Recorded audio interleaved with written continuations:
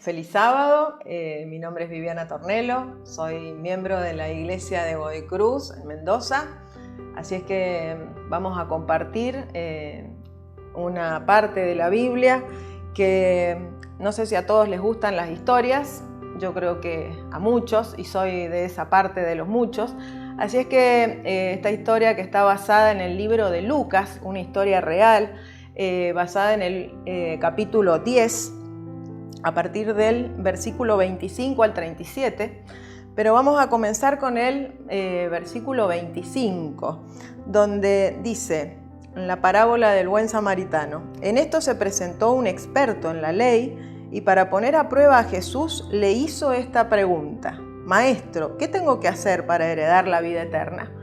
Bueno, acá vemos una pregunta bastante inquisidora, donde tanto los fariseos como, las personas que siempre acompañaban a Jesús, dentro de ellos estaba este grupo que siempre trataba de entrampar con alguna pregunta a Jesús. Y en este caso, este doctor de la ley dirige esta pregunta tratando de hacer que él entre en controversias, y vemos a Jesús que obliga al mismo a responder esa pregunta. Entonces en el versículo 26 le dice, replicándole Jesús: ¿qué está escrito en la ley? ¿Cómo la interpretas tú? En algunas otras versiones dice ¿cómo lees?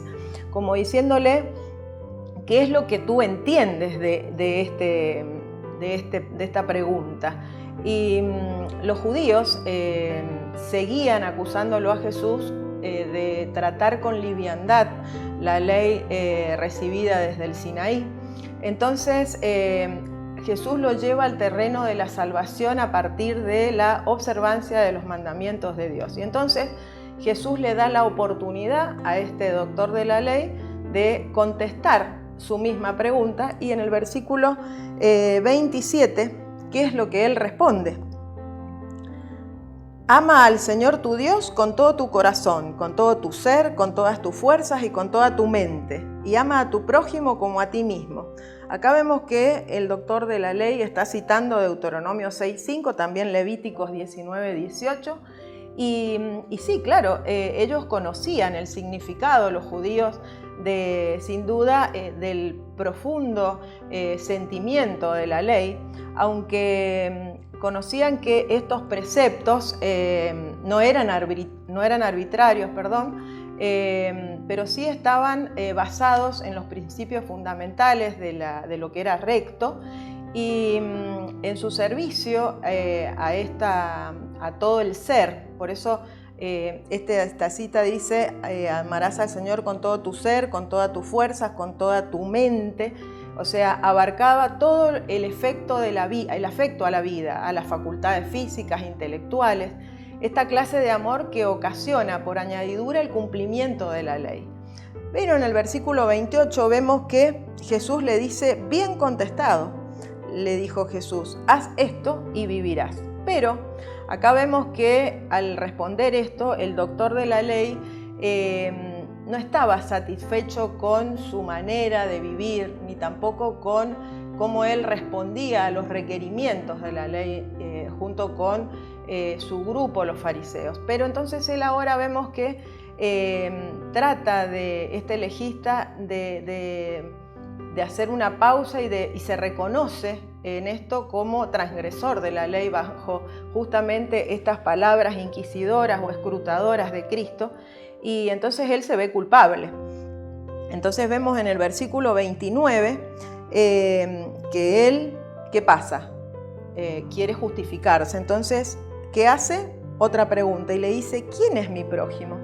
Y acá vemos algo interesante, porque vemos que en esta pregunta, que era innecesaria realmente al hacerle a Jesús, porque él mismo se la había preguntado, vuelve a hacer una pregunta, va un poco más allá en esta cuestión, donde esta situación del prójimo ocasionaba muchas interminables disputas entre los judíos, como quién era mi prójimo, si debía considerar mi prójimo al que era inmundo, al que era gentil.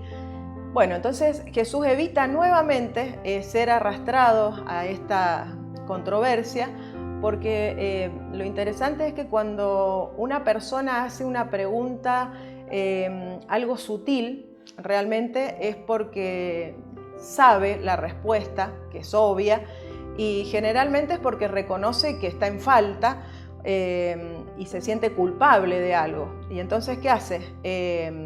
Por alguna razón pone un pretexto tratando de evitar hacer lo que la conciencia le dice que sabe que es lo que debe hacer.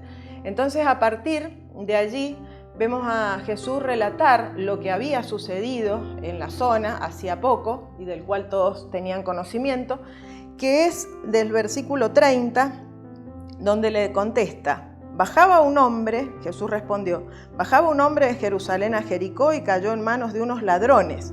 Le quitaron la ropa, lo golpearon y se fueron dejándolo medio muerto. Resulta que viajaba por el mismo camino un sacerdote, quien al verlo se desvió y siguió de largo. Así también llegó a aquel lugar un levita, y al verlo se desvió y siguió de largo. Hasta acá vemos una escena donde bajaba, porque era una colina, donde habían lugares escarpados, peñascosos, donde era, digamos, atestado por ladrones, y esta zona peligrosa había sido víctima una persona, y vemos a dos sacerdote y levita que venían del servicio del templo de Jerusalén y como que evitan la situación, no haciéndose cargo, como que esto no merece de mi atención. Ellos continúan su camino y acá vemos la situación que acontece cuando atraviesa el mismo lugar, después que ellos se van a partir del 33, un samaritano que iba de viaje llegó a donde estaba el hombre y viéndole se compadeció de él. Se acercó, le curó las heridas con vino y aceite y se las vendó. Luego lo montó sobre su propia cabalgadura y lo llevó a un alojamiento y lo cuidó. Hasta acá vemos que esta otra tercera persona, el samaritano, actúa sin pensar si era judío, si era gentil. Él solamente ve una persona herida, una persona que necesita de su ayuda y acude a él. Saca de lo que él tiene, lo cubre con sus propias ropas, le unta con aceite, lo limpia, lo refresca, lo sube al animal en el cual él venía sobre la cabalgadura, dice, y lo lleva a un alojamiento donde seguramente él conocería, porque suponemos que esta persona pasaba por allí y habitualmente, y entonces lo cuida toda la noche. Lo cuida y vemos que al otro día, cuando él ve que está mejor, el enfermo, dice al día siguiente, en el versículo 35, sacó 2 monedas de plata y se las dio al dueño del alojamiento, que estas monedas serían como 2 días de trabajo, pero él, antes de emprender el viaje, de seguir su camino porque ve que está mejor, se lo encarga al dueño y le dice: cuídamelo, le dijo, y lo que gaste usted de más se lo pagaré cuando yo vuelva. O sea, él encima le da dinero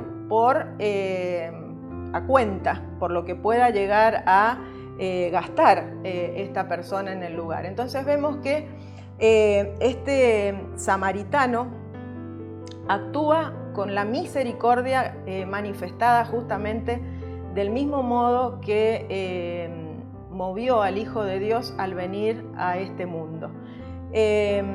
Acá vemos que podríamos decir que el Dios pudo haber pasado por alto al pecador, como lo hizo el sacerdote y el levita, pero el Señor estuvo dispuesto a ser tratado como nosotros merecíamos, a fin de que nosotros pudiésemos ser tratados como Él lo merece. Eso lo dice en la página 16 y 17 del libro Deseado a toda la gente.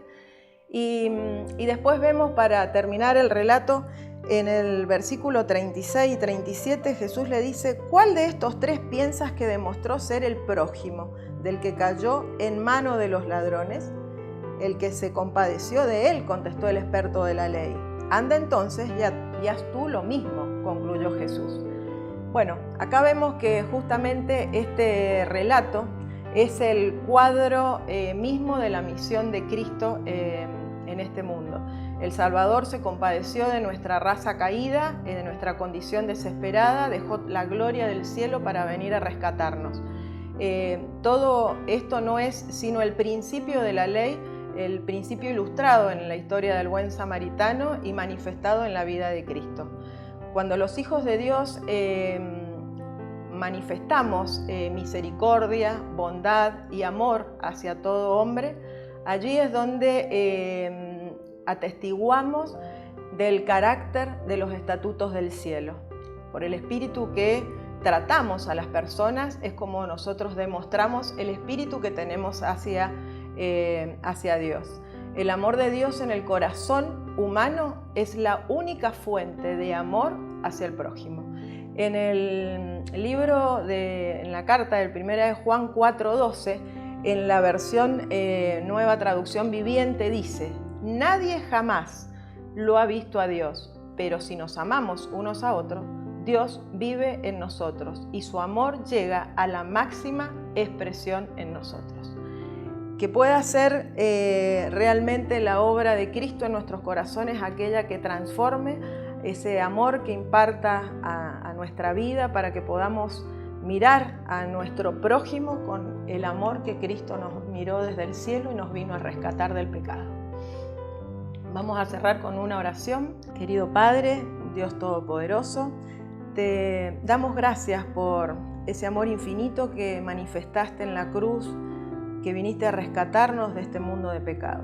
Que tú seas, Señor, el que imparta en nuestro corazón el amor que solo tú puedes darnos para que podamos derramarlo a los que tenemos al lado, al alma doliente, al alma magullada por el pecado, y que seamos, Señor, nosotros los encargados de reflejar tu carácter en este mundo. Padre querido, te damos gracias por esta misión que tú nos has regalado y pedimos que seas tú quien nos capacite cada día para vivir conforme a tu santa y divina ley. En el nombre de Jesús lo pedimos. Amén.